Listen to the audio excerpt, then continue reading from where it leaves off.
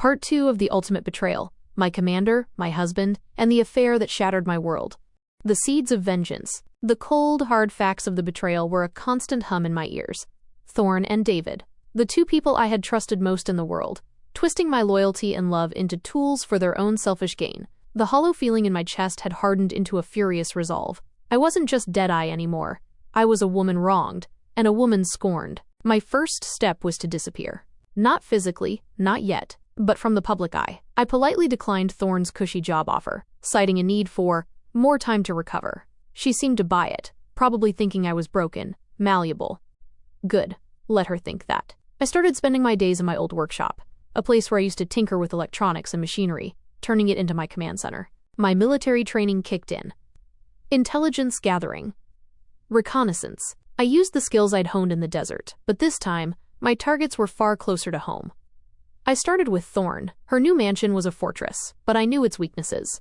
I watched her, learning her routines, her comings and goings, the security patrols. I even found old blueprints from her last official base, guessing she'd replicate some of the systems. Unraveling the web. The USB drive was just the tip of the iceberg. Thorn was meticulous, but not perfect.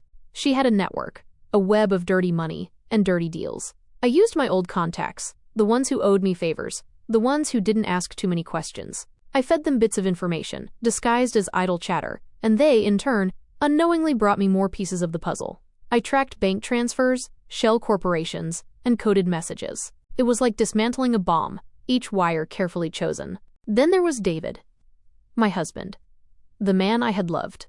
This part was harder. It felt like tearing open an old wound every time I looked at him. He seemed oblivious, or maybe just a good actor, still playing the role of the loving husband.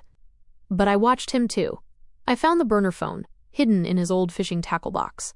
It had messages, not just from Thorn, but from other people involved in the network. David wasn't just a victim of Thorn's manipulation. He was an active participant.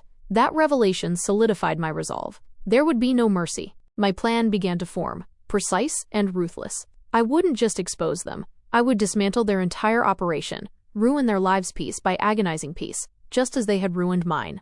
I wouldn't need guns or explosions for this. I had something far more potent: information. The long game. I started small. Anonymous tips to minor regulatory agencies, hinting at financial discrepancies in Thorn's known associates. Each tip was carefully crafted, just enough to cause a ripple, but not enough to point back to me. I wanted to sow distrust, to make Thorn's carefully constructed empire feel the first tremors of an earthquake. I started leaking small, untraceable bits of data to online forums known for whistleblowers, all related to the black market arms deals. The chatter started, hushed whispers in the dark corners of the internet. Next, I turned to David. I began leaving subtle hints, clues that only he would recognize. A specific phrase from an old love letter whispered in a phone message from an unknown number. A photo of him and Thorn, cropped and distorted, slipped under his car windshield. Not enough to panic him into confessing, but enough to make him paranoid, to realize someone was watching.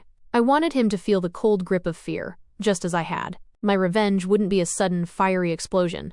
It would be a slow, methodical unraveling. A creeping dread. I wanted them to know they were being hunted, to watch their world crumble, brick by agonizing brick, until there was nothing left but the ruin they had made.